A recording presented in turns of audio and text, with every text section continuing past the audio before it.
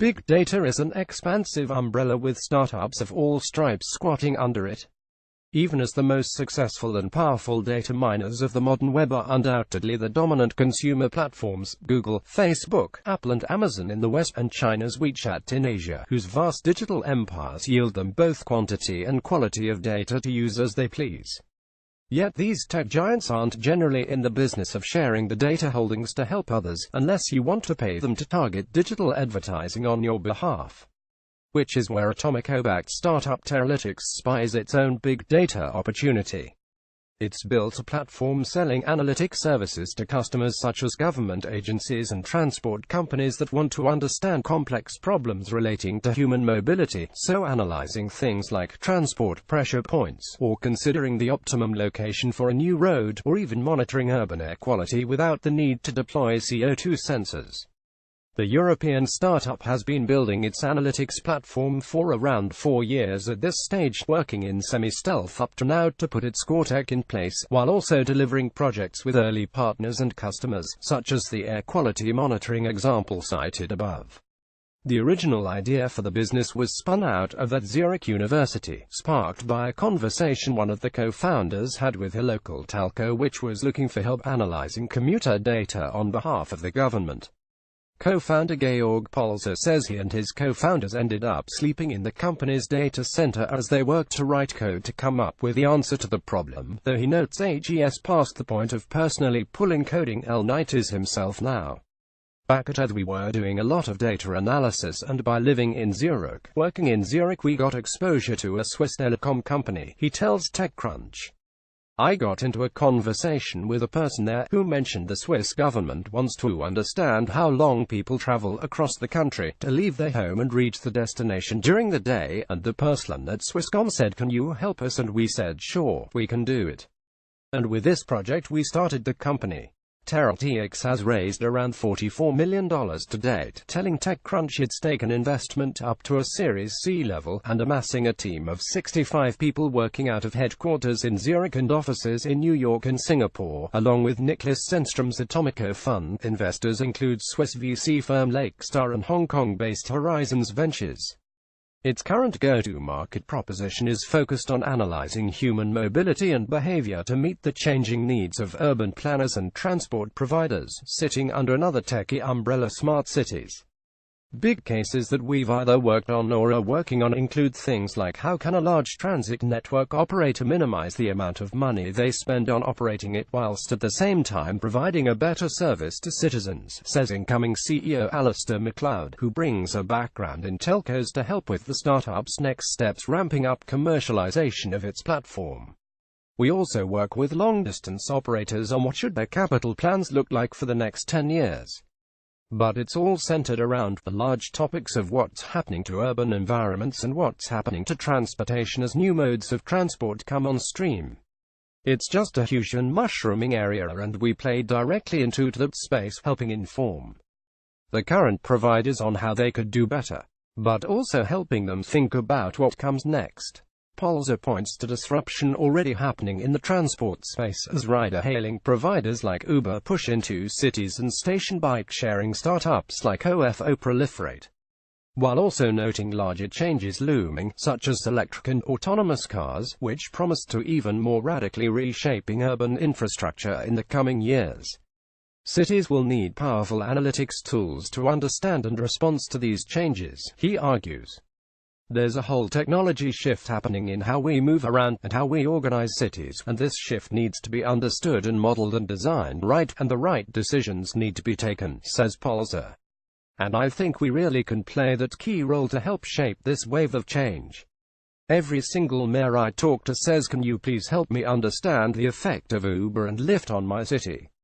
Every single mayor I talk to says, "Can you please help me understand the effect of Uber and Lyft on my city?" he adds. These are questions they have. It's very, very much on the minds. So, to the really big question, where is Teralytics sourcing the data that powers its platform? How is it able to track city dwellers' movements in such detail and link them to highly specific behaviors? In the first instance, it's partnering with telcos whose mobile subscriber bases offer a large, rich, reliable and representative source of population data to be mined for insights, says Polzer, while also looking at bolting on additional data sources as it moves forward. Integrating Wi-Fi network data is something it's currently working on, for example. But the really big data crutch here is definitely telcos, who, after tech platform giants, hold some of the richest and most detailed data around. Even as they also typically have more stringent regulatory strictures versus internet businesses on what they can do with customers' sensitive personal data. And with very good reason, given they provide access to connectivity, not just individual apps and services, affording them a highly intimate overview of the users' lives. The great thing about operator data is that usually in the market there are 3 to 4 operators, which always have at least 10 to 15% market share. And if you look at other data sources, there's just no other data sources with that breadth across the population, says Polzer, discussing the advantage of attaching a big data business to carriers' heavily loaded pipes. Also, telcos are debased among the population. It's very nicely distributed. This means you have rich people, poor people, young people, old people, which makes the extrapolation much more reliable versus if you just get data from one smartphone app which is used by teenagers in certain areas. So this data is very nicely balanced and therefore can be extrapolated out to the whole population. He also talks up the resilience of relying on telcos for the core data set, given that major network operators are not likely to vanish overnight. Whereas data plays that rely on an app source, for example, might be more vulnerable to passing fads taking them out of business and cutting off the flow of behavioral intel. Plus, he argues that the national constraints of operators help bolster Teralytics against shifts in individual partners' business decisions, by positioning the business to have additional potential data providers standing by, as the nature of the telecoms market necessitates it working with many operators across different markets. The startup has worked with 8 different telcos in total up to now, says McLeod, and has 3 active discussions in new markets, while also flagging a recently signed partnership with 3 Hong Kong. Current customers include governments, transportation operators and companies in Germany, Singapore and the US. It's not disclosing all its carrier partners by name but, for the record, says it's not currently working with TechCrunch parent Oath's parent Verizon. It uses machine learning algorithms to extrapolate insights from its carrier partners' datasets, with key data boiling down to location information based on cell tower pings and Wi-Fi data incoming, combined with clickstream data from mobile devices, which mean it can derive more granular insights by triangulating which app website is being used at a given location velocity. So for example, Teralytics platform could identify not just that a group of people are traveling around a city in cars, but that they're traveling in rideshare vehicles. The nature of the data is you get a lot of data points per person per day, says Polzer. For example, in comparison to app SDK data, you might see a person once or twice a day when that person opens the app, while we see the person, guaranteed, around 150 times a day. When you then look into the use case we tackle, which is mobility, understanding how humans move around, which routes they take, which mode of transport they take, you need to have the path, that journey of a person. And we believe the only data that really provides that is telecom data. A lot of the reasons why operators work with us is because we exactly have developed an ability to, we call it, extrapolate, so from one subset of the population we extrapolate out to the whole population, he adds. You don't necessarily know this individual person did that individual thing, but when you're talking about it in terms of groups, which we do anyway for privacy reasons, you can infer patterns of behavior around how many did this sort of thing, or how many took a ride share, which we may or may not identify by an individual brand, versus how many took some other mode of transport. But it all effectively comes from different types of data being overlaid in a fairly sophisticated machine learning engine, says McLeod. Teralytics CEO Alistair McLeod and co-founder Gerard Polzer balancing privacy concerns is clearly going to be a critical consideration for the success of the venture, which needs telcos to buy in to pump in the big data fuel, and therefore also needs the customers be comfortable with the idea that the personal data, i.e. information about where they go and what they do online, might be being shared with, for example, government agencies. So even if you start from the premise of carrier data being anonymized, as Teralytics says is the case here, a system could be built that tracks an unnamed user's location and displays a trace from a street address to a commercial address and back again twice a day, for example, and the person looking at the data might easily infer they're seeing a person's home and workplace, and then it's potentially very easy to re-identify that individual. However, Teralytics claims no such re-identification risks are attached to its system because of how it's baked privacy considerations into the design. Polzer says it's using a variety of proprietary techniques to handle the data in a way that preserves user privacy. Although he won't go into too much detail, claiming commercial sensitivity, but says the system has passed muster with strict German data protection watchdogs, and expresses confidence it's robust enough for any data protection regime. One key aspect is that as well as anonymizing the data, they also claim they are never linking data traces to individual identities, rather they only provide analyses based on aggregation of groups' movements and habits. They also perform analysis of the data on site behind carriers' firewalls to reduce potential security risks, so they're not lifting subscriber data elsewhere for processing. We are already fully compliant with GDPR, says McLeod, referencing the incoming European Union data protection regulation that's bringing in new privacy requirements for companies handling EU citizens' personal data, as well as ramping up penalties for privacy violations. As an extra measure in Germany we're rehashing every 24 hours.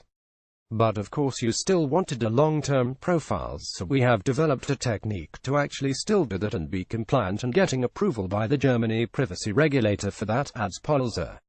Clearly the hope is that their approach has been sensitive enough and robust enough to entirely defang any privacy concerns, regulatory or otherwise, though a lot may depend on the perception of the mobile subscribers whose data is ultimately fueling these commercial insights. Which may be why the initial go-to-market strategy is focused on a goal that can be perceived as socially beneficial. After all, which good citizens doesn't want to live in a smarter city? In the case of Telefonica Germany, one partner Teralytics will name, Polzer says the carrier is providing an opt-out for users who do not want even anonymized details about how and where they travel and which apps and mobile websites they're looking at, to be used for third-party analytics. Though clearly not every carrier it works with might decide to offer the same choice to its subscribers. Of course, there are some slightly relaxed rules in some telco jurisdictions, concedes Polzer. On the other hand, we need to invest in developing an algorithm that works outside Germany. We can't afford building a new algorithm for every single country. And also, to be frank, we very much view GDPR as the future. We expect every regulator to, in the end, move in that direction anyway. So I don't think we're building a business that hopes for loopholes or depends on loopholes. We build the same privacy standard into the solutions we build, regardless of what the law does or doesn't require in that country, adds McLeod. Doing advertising in an opt-out way, we don't think that's really sustainable in the long term.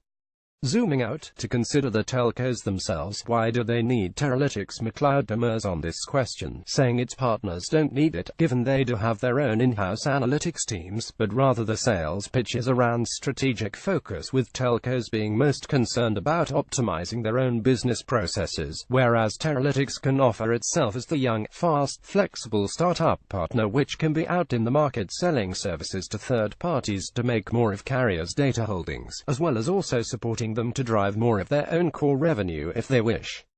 The basic business model is a revenue share with carrier partners on any third-party analytics deals Teralytics or the two combined are able to cut, though McLeod won't go into specifics, beyond billing the proposition as a low-cost, low-risk, easy way into big data analytics for telcos to eke more value out of their data holdings. Polzer also points to the market constraints of telcos as a helper here, noting this characteristic means they are not well positioned to recoup the kind of investment needed to build a comparable machine learning analytics platform. whereas Teralytics can invest because it can play and it hopes scale across multiple markets. A lot of the partners we've got now and some of the ones we're talking to now, they fundamentally believe that data is the new gold and it's going to be the new currency, says McLeod. We have value to add because we're really good at what we do, and it's hard, especially when you consider not only the complexity of the machine learning that has to go into providing these insights, but the privacy. This isn't something that you can just go hire a bunch of data scientists off the streets and do it. Of course, one market that some telcos are demonstrably very keen on expanding into, based on how much they can infer about their customers, is digital advertising. Just this week, US carrier Verizon, for example, announced a rewards program for its subscribers that requires them to agree to share personal data such as the browsing habits with its digital ad division, so expressly for marketing purposes, in exchange for the ability to earn loyalty rewards. Ergo, it's gunning to build up an ad targeting empire, a la Google and Facebook. And for that reason recently spent big to gobble up veteran digital ad player Yahoo, so is helping carriers enhance their ability to target ads at the users, something that Teralytics wants to do. At the moment it's not the focus, says Polzer, after a slight hesitation. Of course we are getting approached by operators about this topic, but at the moment it's definitely not the focus. And in most of the territories we operate in it's not allowed anyway, so it's relatively straightforward, adds McLeod. Might the startup look at moving into that line of business in future, if where regulatory conditions are favorable? Our focus for the business is clear and it's not that, returns McLeod. The guys started out, long before I turned up, wanting to uncover insights into human behavior. And even though I'm here now, and in the commercialization guy, and we're looking at other sources of data besides telco data, the intention is to build on that. We see lots of interesting big-scale trends in terms of how people move around differently, how people live differently. There's so much huge interesting stuff emerging from that. That's why we've placed the focus on smart cities and transportation, and the intersection of it. It never say never to anything, but I can tell you with absolute certainty it's not our focus, he adds. We are privacy by design throughout, so whatever we do will never go anywhere near anything that breaches people's privacy because it's literally built into the fabric of the company. Doing advertising in an opt-out way, we don't think that's really sustainable in the long term, continues Polzer. When I press on how interested telcos are in growing digital advertising businesses, going on to suggest that the point at which Teralytics might apply its platform to a digital advertising use case would be if telco operators are able to build a meaningful opt-in base, i.e. for individually targeted marketing. Which we haven't seen in any market yet, he adds. I do hope and wish all the telcos luck and success in making this transformation, but I think they would have to build up a meaningful opt-in base for us to play a role there. But once they're ready, I think we are probably the best providers of human mobility data. One of Teralytics' ongoing partner conversations is specifically about an opt-in case, adds McLeod. So we're looking at this, it's very early stage for us.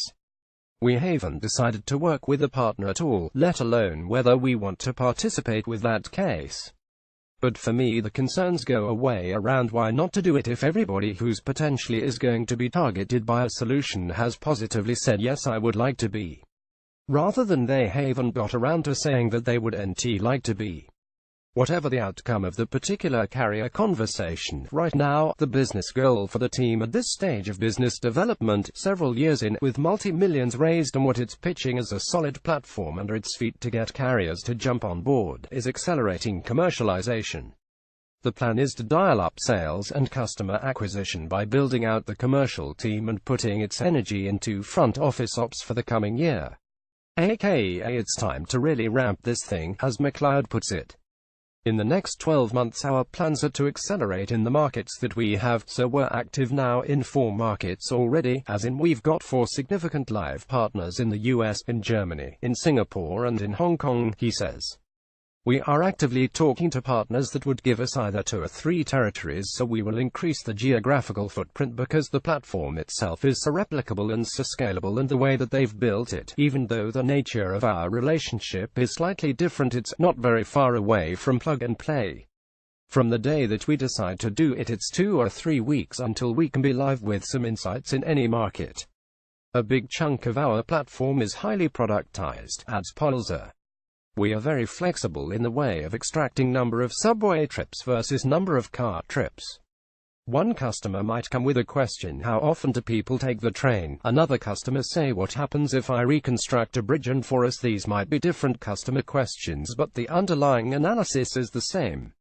The underlying question for Teralytics big data play is, what will mobile users say? Will they feel comfortable if their carrier decides to track and analyze the personal data for commercial gain? Providing a stable and reliably affirmative answer there may prove to be this startup's biggest challenge.